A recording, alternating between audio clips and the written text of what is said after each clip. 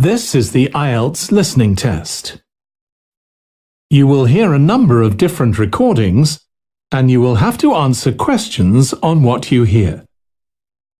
There will be time for you to read the instructions and questions, and you will have a chance to check your work. All the recordings will be played once only. The test is in 4 parts. At the end of the test, you will be given 10 minutes to transfer your answers to the answer sheet.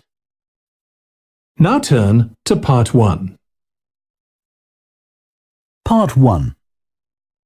You will hear a woman phoning a company that converts old photographs to digital format. First, you have some time to look at questions 1 to 3.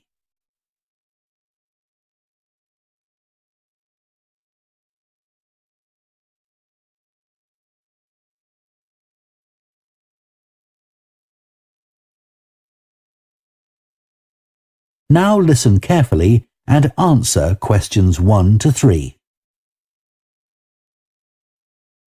Hello, Picture Rep. Can I help you? Oh, hi. I saw your advertisement about copying pictures to disk, and I'd like a bit more information about what you do. Sure. What would you like to know?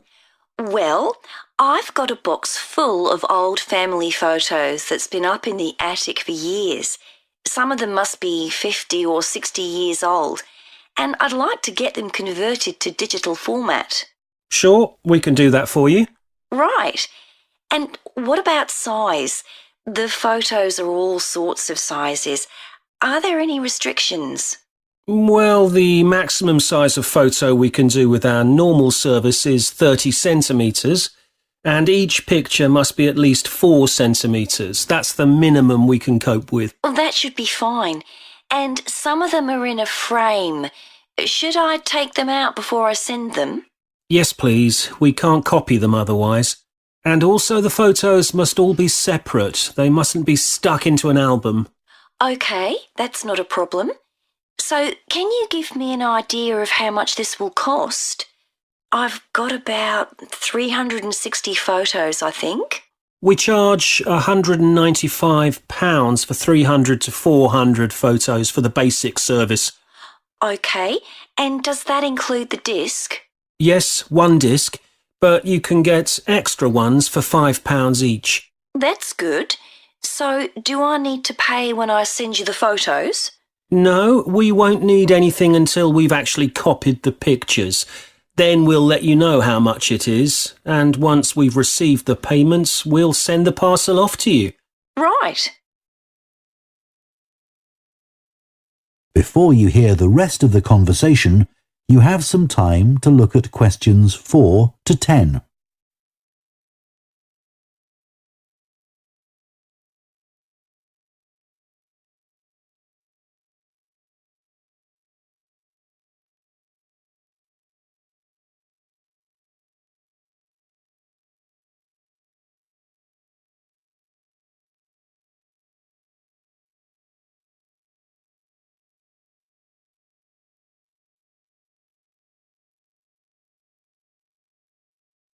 Now listen and answer questions 4 to 10.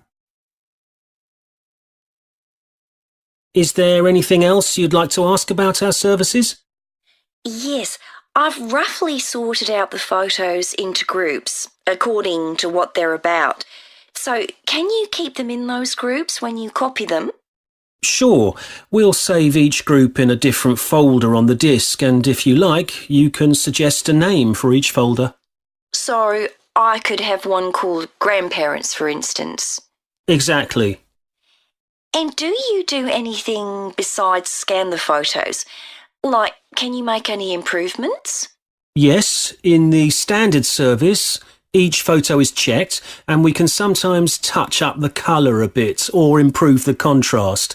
That can make a big difference. OK, and some of the photos are actually quite fragile. They won't get damaged in the process, will they? No, if any look particularly fragile, we'd do them by hand. We do realise how precious these old photos can be. Sure. And another thing is we can make changes to a photo if you want. So if you want to remove an object from a photo or maybe alter the background, we can do that. Really? I might be interested in that. I'll have a look through the photos and see. Oh, and talking of fixing photos, I've got a few that aren't properly in focus. Can you do anything to make that better? No, I'm afraid that's one thing we can't do. Okay. Any other information I can give you? How long will it all take? We aim to get the copying done in 10 days. Fine. Right, well, I'll get the photos packed up in a box and post them off to you. Right. If you've got a strong cardboard box, that's best. We've found that plastic ones sometimes break in the post. Okay. Right, thanks for your help. Bye. Bye. That is the end of part 1. You now have half a minute to check your answers to part 1.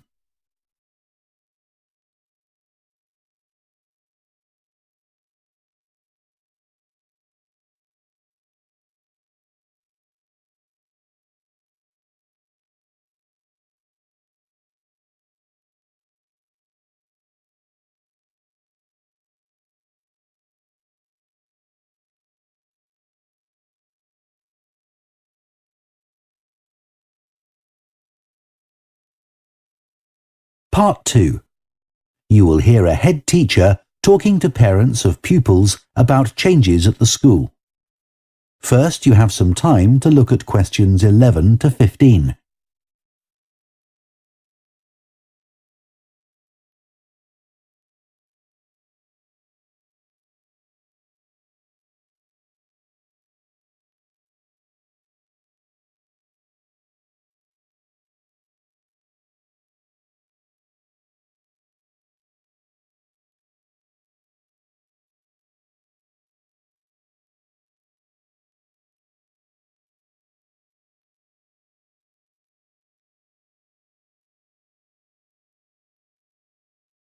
Now listen carefully and answer questions 11 to 15. Good morning, and thank you for coming here today. I'd like to bring you up to date with changes in the school that will affect your children. As you know, the school buildings date from various times, some from the 1970s, some from the last 5 years. And of course, Dartfield House is over a century old. It was commissioned by a businessman, Neville Richards, and intended as his family home, but he died before it was completed. His heir chose to sell it to the local council, who turned it into offices.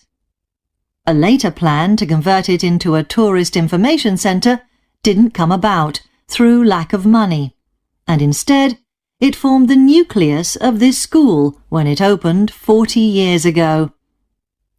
The school has grown as the local population has increased, and I can now give you some news about the lower school site, which is separated from the main site by a road. Planning permission has been granted for development of both sites. The lower school will move to new buildings that will be constructed on the main site. Developers will construct houses on the existing lower school site. Work on the new school buildings should start within the next few months. A more imminent change concerns the catering facilities and the canteen. The canteen is always very busy throughout the lunch period. In fact, it's often full to capacity because a lot of our pupils like the food that's on offer there. But there's only one serving point, so most pupils have to wait a considerable time to be served. This is obviously unsatisfactory, as they may have hardly finished their lunch before afternoon lessons start. So, we've had a new food hall built, and this will come into use next week. It'll have several serving areas, and I'll give you more details about those in a minute.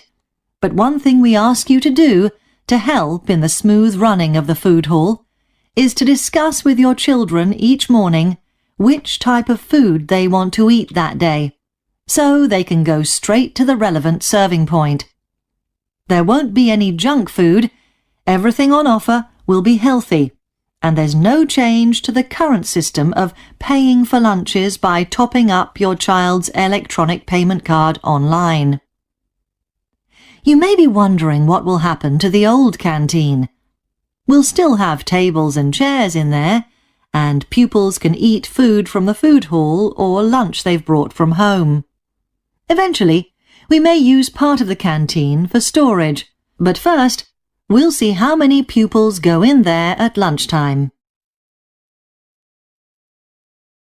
Before you hear the rest of the talk, you have some time to look at questions 16 to 20.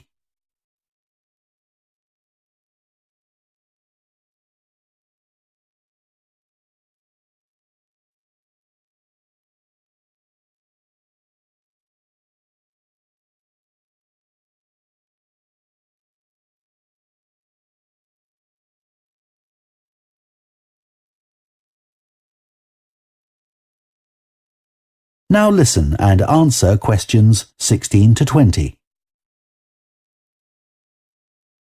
OK, back to the serving points in the food hall, which will all have side dishes, desserts and drinks on sale, as well as main courses.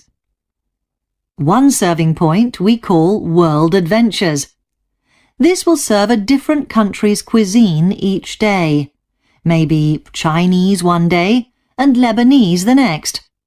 The menus will be planned for a week at a time, so pupils will know what's going to be available the whole of that week.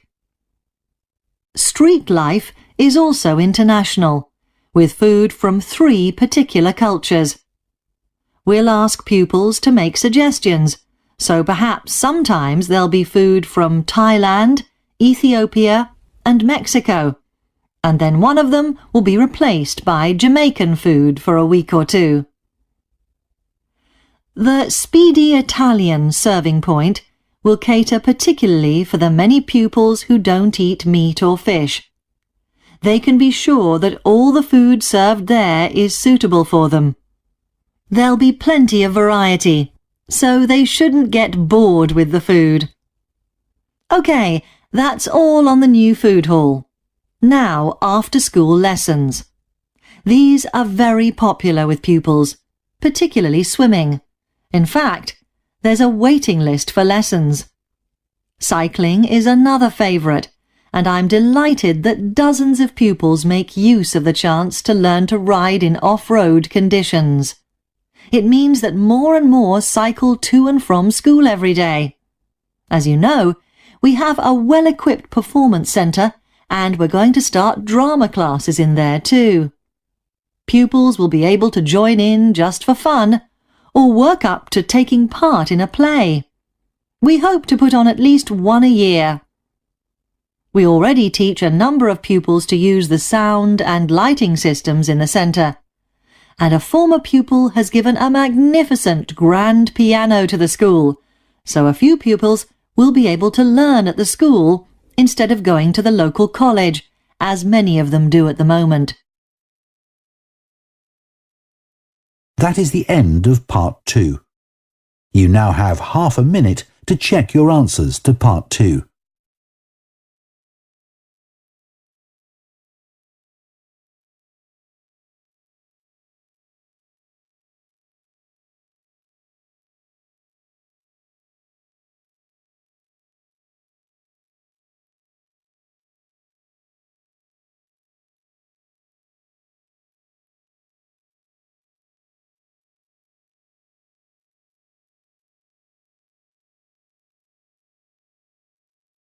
Part 3. You will hear 2 psychology students called Luke and Susie discussing their assignment on sleep and dreams. First, you have some time to look at questions 21 to 24.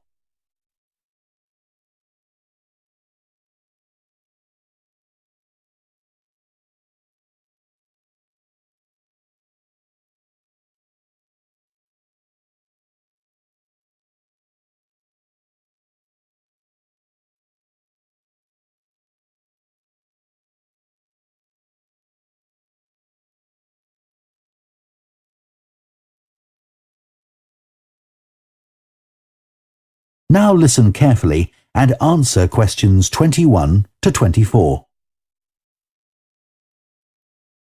So, Luke, for our next psychology assignment, we have to do something on sleep and dreams. Right.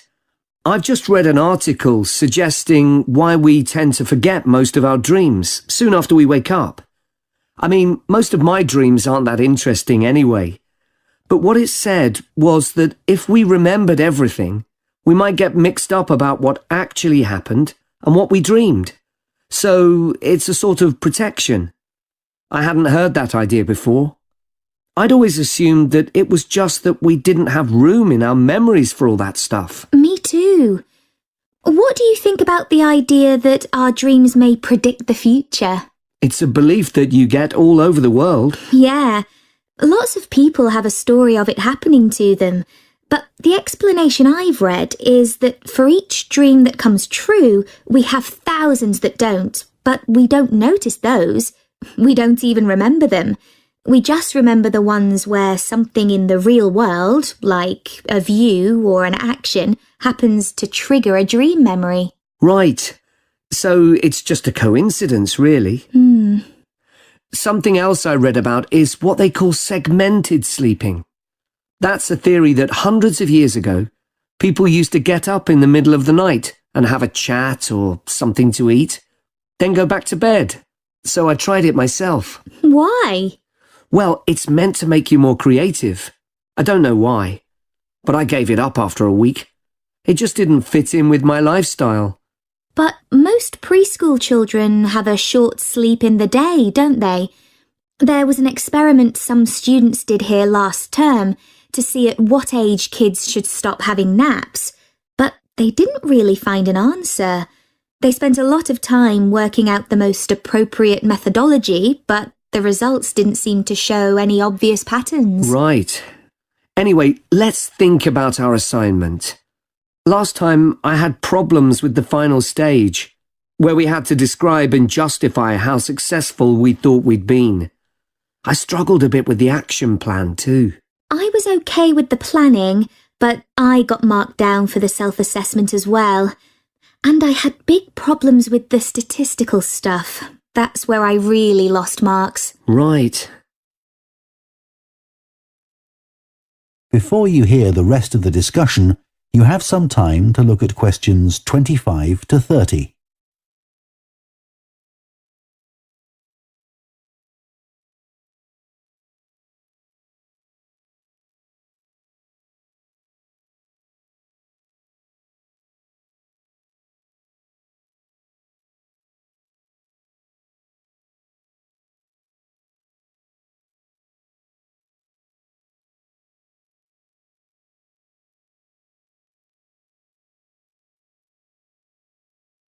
Now listen and answer questions 25 to 30. So, shall we plan what we have to do for this assignment? Okay. First, we have to decide on our research question. So, how about, is there a relationship between hours of sleep and number of dreams? Okay. Then we need to think about who we'll do the study on. About 12 people? Right. And shall we use other psychology students? Let's use people from a different department. What about history? Yes, they might have interesting dreams. Or literature students. I don't really know any. OK, forget that idea. Then we have to think about our methodology. So we could use observation, but that doesn't seem appropriate. No. It needs to be self-reporting, I think. And we could ask them to answer questions online. But in this case, paper might be better, as they'll be doing it straight after they wake up. In fact, while they're still half asleep. Right. And we'll have to check the ethical guidelines for this sort of research. Because our experiment involves humans, so there are special regulations. Yes. I had a look at those for another assignment I did. There's a whole section on risk assessment and another section on making sure they aren't put under any unnecessary stress. Let's hope they don't have any bad dreams. Yeah. Then, when we've collected all our data, we have to analyse it and calculate the correlation between our two variables. That's time sleeping and number of dreams. And then present our results visually in a graph. Right, and the final thing is to think about our research and evaluate it. So that seems quite straightforward. Yeah. So now let's get started. That is the end of part 3. You now have half a minute to check your answers to part 3.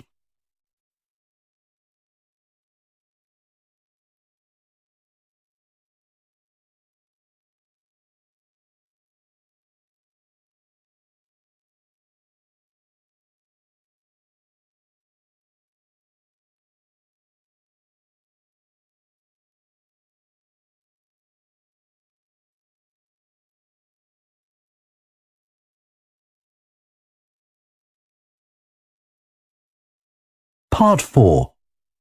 You will hear a sports science student giving a presentation on the health benefits of dance. First, you have some time to look at questions 31 to 40.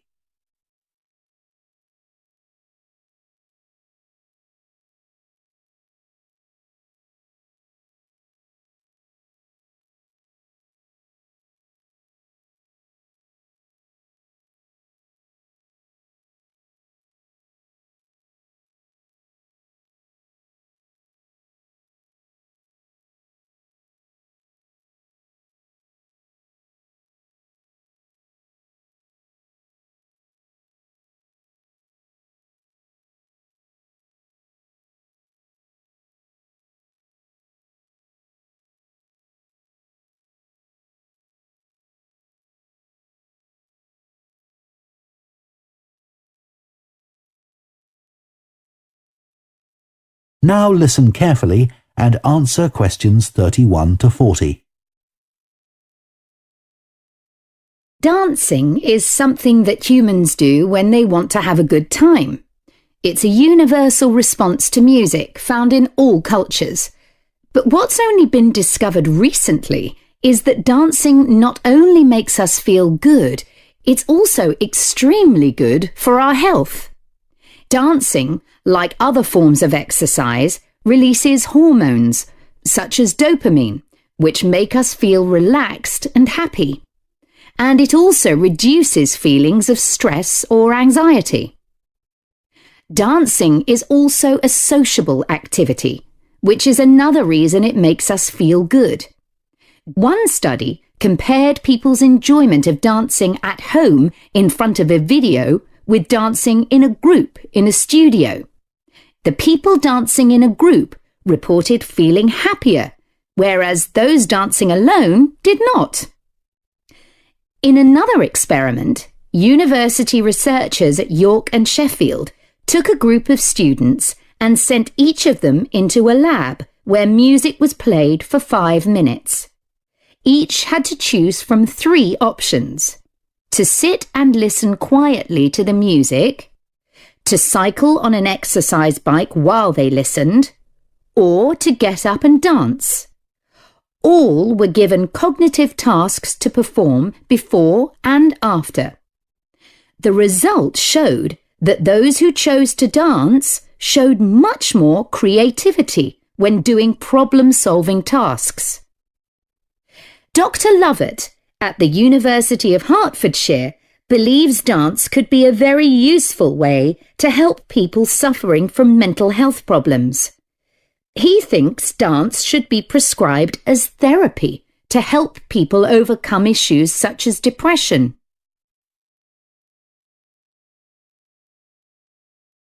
It's well established that dance is a good way of encouraging adolescent girls to take exercise. But what about older people? Studies have shown that there are enormous benefits for people in their 60s and beyond. One of the great things about dance is that there are no barriers to participation. Anyone can have a go, even those whose standard of fitness is quite low. Dance can be especially beneficial for older adults who can't run or do more intense workouts, or for those who don't want to. One 2015 study found that even a gentle dance workout helps to promote a healthy heart. And there's plenty of evidence which suggests that dancing lowers the risk of falls, which could result in a broken hip, for example, by helping people to improve their balance. There are some less obvious benefits of dance for older people too. One thing I hadn't realised before researching this topic was that dance isn't just a physical challenge. It also requires a lot of concentration, because you need to remember different steps and routines. For older people, this kind of activity is especially important because it forces their brain to process things more quickly and to retain more information. Current research also shows that dance promotes a general sense of well-being in older participants, which can last up to a week after a class. Participants report feeling less tired and having greater motivation to be more active and do daily activities such as gardening or walking to the shops or a park. Ballroom or country dancing, both popular with older people, have to be done in groups. They require collaboration and often involve touching a dance partner, all of which encourages interaction on the dance floor. This helps to develop new relationships and can reduce older people's sense of isolation, which is a huge problem in many countries. I also looked at the benefits of Zumba. 15 million people in 180 countries now regularly take a Zumba class, an aerobic workout based on Latin American dance moves. John Porcari, a professor of exercise and sports science at the University of Wisconsin, analysed a group of women who were Zumba regulars and found that a class lasting 40 minutes burns about 370 calories. This is similar to moderately intense exercises like step aerobics or kickboxing. A study in the American Journal of Health Behavior showed that when women with obesity did Zumba 3 times a week for 16 weeks, they lost an average of 1.2 kilos and lowered their percentage of body fat by 1%. More importantly, the women enjoyed the class so much that they made it a habit and continued to attend classes at least once a week. Very unusual for an aerobic exercise program. Dance is never going to compete with high-intensity workouts when it comes to physical fitness gains, but its popularity is likely to keep on rising because it's such a fun way to keep fit. That is the end of Part 4. You now have 1 minute to check your answers to Part 4.